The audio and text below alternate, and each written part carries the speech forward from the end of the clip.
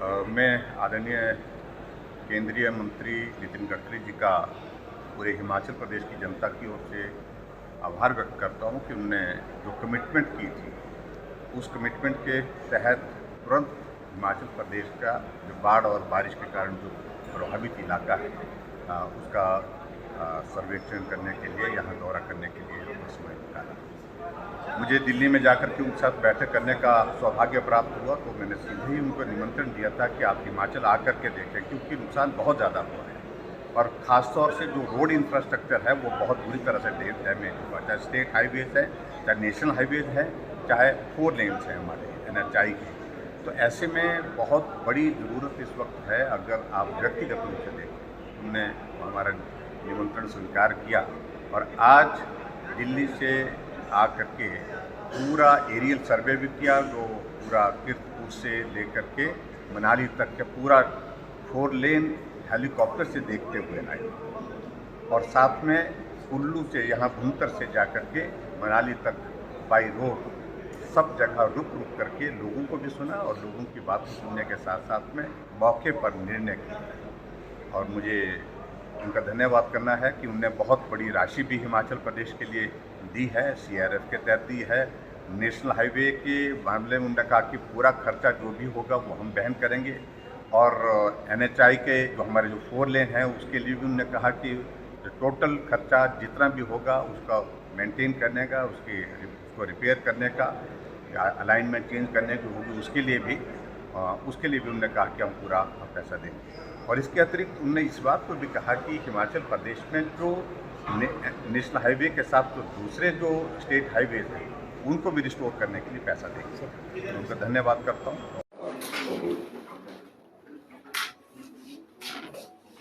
आदरणीय मुख्यमंत्री जी, आदरणीय विपक्ष के सम्मानीय नेता, PWD मिनिस्टर, सभी विधायक, उपस्थित पत्रकार भाइयों बहनों, जिस प्रकार से आज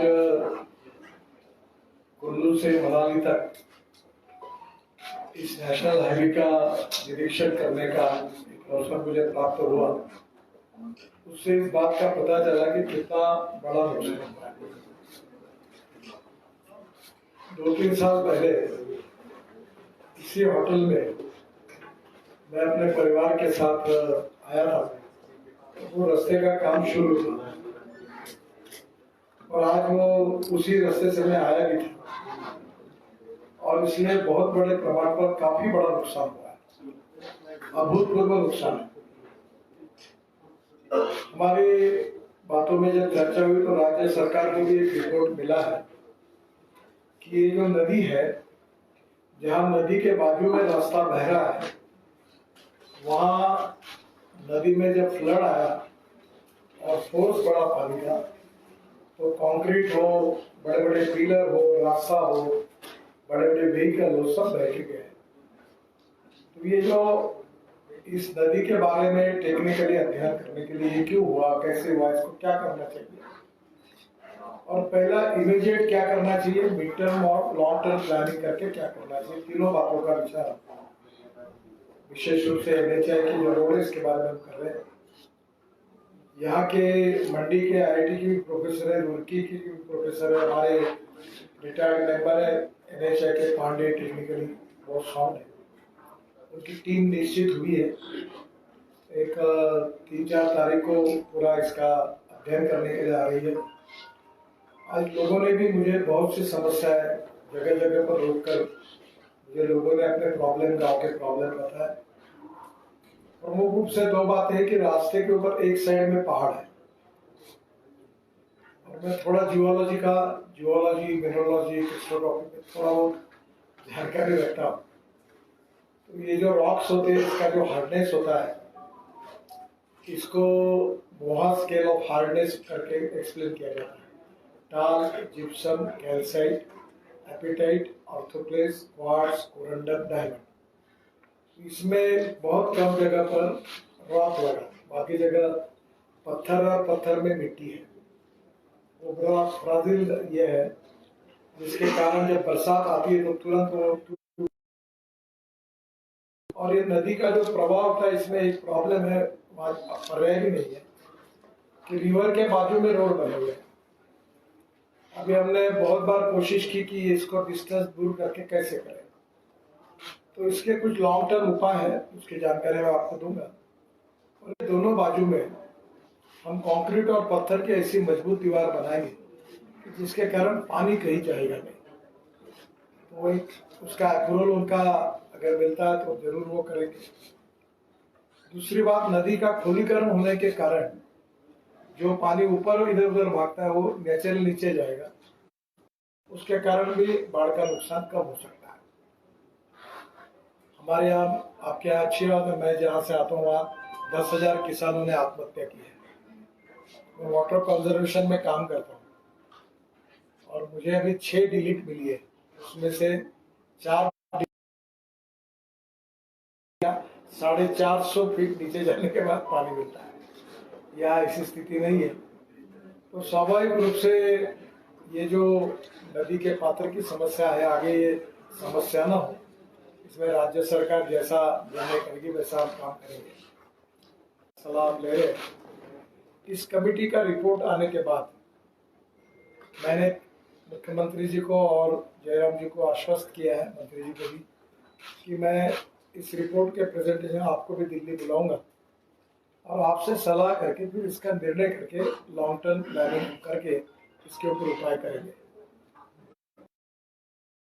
मालूम नहीं, पर अंदाज से इसके ऊपर 8-9 हजार करोड़ में खर्चा किए थे रोड पर, जो ये रोड काफी उध्वस्त हुआ है। तो पहली बात तो तुरंत हमने हमारे कॉन्ट्रैक्टर को मोबिल और काम की शुरुआत कर रही। इसके लिए फिर से 2,000, 3,000, 4,000 जो भी लगेगा मीटर तक, वहाँ का जो ब्रिज डैमेज हुआ होगा, रोड डैमेज हुआ होगा, उसको हम रीइंस्टेट करेंगे, तो उसको फिर से ठीक करके उसको चालू कर देंगे। इसके लिए जो भी पैसा लगेगा। इसके अलावा मैंने उनको ये भी आज घोषणा में कर रहा हूँ कि इसके साथ साथ ये जो सीआरएफ का फंड है, 350 करोड़ रुपए इस एड के अंदर उनको देने की व्यवस्था करेंगे, ताकि वो स्टेट के कहीं भी गांव के अंदर, स्टेट के अंदर जो जो रिपेयर के काम है तुरंत कर सकेंगे। इसके साथ एक आज मैंने उनको उनके कहने पर ranges to Bagchal in Hamirpur district रंगस, ये 15 किलोमीटर का रोड 50 करोड़ का ये मंजूर किया है। और शाहपुर से सियोंटा चौरी रोड, ये चंबा डिस्ट्रिक्ट में है, ये 24-23.5 किलोमीटर है, 53 करोड़।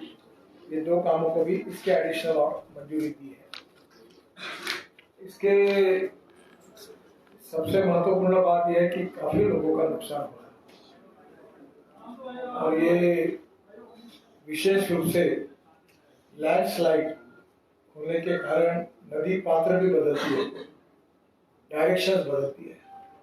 तो इसके ऊपर हम लोग टेक्निकल अध्ययन कर रहे हैं और हिमाचल प्रदेश की सरकार भी इसके बारे में अध्ययन करके, मैंने उनको एक आग्रह से कहा है कि आप 10-15 दिन में अगर इसके बारे में, नदी के बारे में आपका कोई निर्णय करेंगे, हमें अनुमति देंगे, तो इसके बाद जो नया रोड का पूरा कंस्ट्रक्शन का यह काम हो रहा है, उसमें निश्चित रूप से इस पत्थर का उपयोग करके फिर से नदी के पात्र को और खोल करते हुए हम वो पत्थर को उपयोग करेंगे ताकि प्रोटेक्शन में उसका उपयोग हो।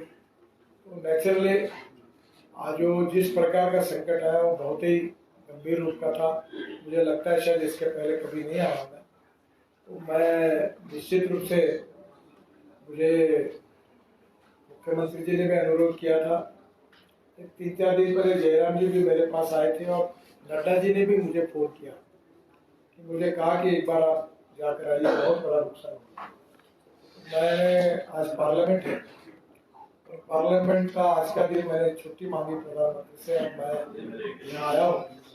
आने के बाद मैं जो समझता था उससे कई गुना ज्यादा इसकी ग्रेविटी है और एक स्पॉट को मुझे देखने का मौका मिला। एक बात जरूर है, इसका परमानेंट उपाय है टनेज बनाना, यही बहुत बड़ा इसका उपाय है। टनल बनाने के लिए पैसा बहुत लगता है। और मैं आपको बताना चाहता हूँ कि हमारी सरकार आने के बाद हम करीब 12,500 करोड़ रुपए खर्चा करके 68 टनल हमने प्रपोज किए हिमाचल प्रदेश में। उसमें 11 टनल 15 किलोमीटर लेंथ की, जिसकी 2,000 करोड़ रुपए की कीमत है, वो हमने पूरी की है। 27 टनल और किलोमीटर लेंथ है और जिसकी कीमत 3,500 करोड़ रुपए है। और 30 टनल ऐसी है जो अपकमिंग है, जो 41 किलोमीटर उसकी लेंथ है, जिसकी कीमत 6,500 करोड़ है। आज वो चंडीगढ़ से जो मनाली का रास्ता आता है, एक बिजली महादेव में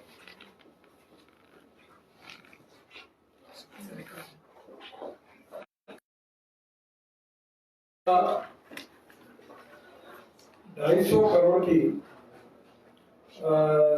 एक रोपवे बना रहे हैं और मैं 15 अगस्त के पहले उसको अवार्ड खोजेंगे और उसका भी काम शुरू हो जाएगा। और निश्चित रूप से और जो NH-PWD है, जो 4 लेन नहीं है, 2 लेन शोल्डर जो रोड है, उसके रिपेयर के लिए 220 करोड़ रुपए उन्होंने अभी मुझे प्रपोजल दिया, उसको मंजूरी देंगे। और 80 करोड़ रुपए निश्चित रूप से नरेंद्र मोदी जी के नेतृत्व में हमारी सरकार हिमाचल की जनता के साथ है। और कुल जो नुकसान हुआ है, जो लोग बेघर हुए हैं, उनको कैसी मदद करना, और उसके साथ साथ रोड में जो नुकसान हुआ है, ब्रिजेस टूटा है, रास्ता है, ये फॉरेस्ट वर्क के तरफ हम लोग कितना भी ऑप्शन ढूंढे तो कोई उपाय नहीं है।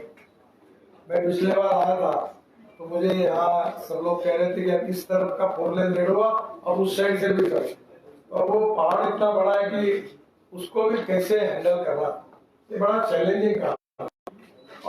और इसकी मजबूती और बढ़ाई। दूसरी बात, जो पहाड़ गिरे जगह जगह पर, हम लोग स्विट्जरलैंड से भी लोगों को बुलाया, उनके साथ भी प्रेजेंटेशन कर रहे और IIT के साथ सलाह करके ये कोशिश करेंगे कि भविष्य में ऐसा सकते हैं।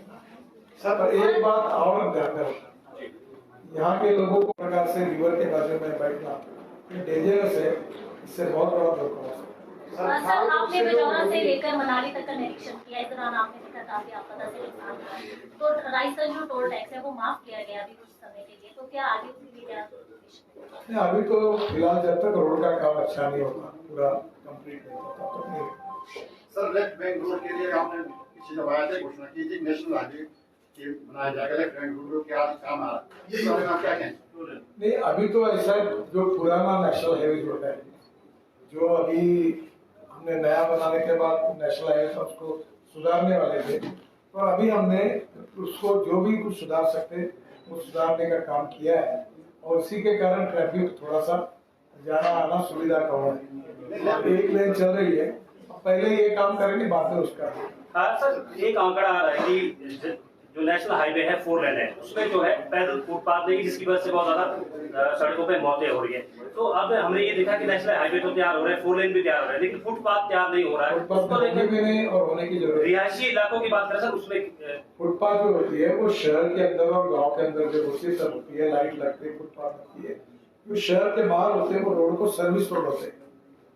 तो हम लोग अब जितनी जगह यहाँ प्रॉब्लम कंस्टेंट है, एक तो रिवर है, पहाड़ है, दोनों वाली में डेवलपमेंट है, घर भी तोड़ने में प्रॉब्लम है, उससे मार्ग निकालकर हम टेक्निकली अच्छा सोल्यूशन निकालने की कोशिश करें। सर, मनाली की अगर बात करें तो वहाँ पर भी बरसात के बाद जबरदस्त तरीके से नुकसान हुआ है। सामरिक दृष्टि से ये मार्ग बहुत महत्वपूर्ण है सर, उस मार्ग पे किस तरीके से फोकस किया जाएगा फ्यूचर डेज में, ताकि ये इस तरीके से सर, जो मैंने आपको बात बताई ये बहुत ही स्पष्ट है।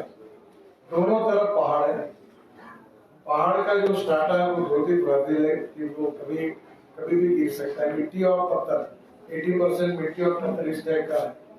जो ब्लैक रॉक होता है मजबूत, दूसरी बात उसके बीच में दोनों बाजू में डेवलपमेंट हुई है और उसके बीच में रिवर है और इसको ये पहाड़ को लगकर रोड है दोनों। ये स्थिति आइडियल नहीं होती है, ये बराबर नहीं, पर पहाड़ को हम दूर नहीं कर सकते। रोड के लिए नवी टेक्निकल कमेटी हमें जो रिपोर्ट दी जो है वो 4 लेन प्रपोज हुआ था इनिशियली, और ऐसा सुनने में आया है कि उसके लिए लैंड एक्वायर भी हो गई है। Then why it was only made 2 लेन, और क्या आगे के लिए प्रपोजल है कि मनाली कुल्लू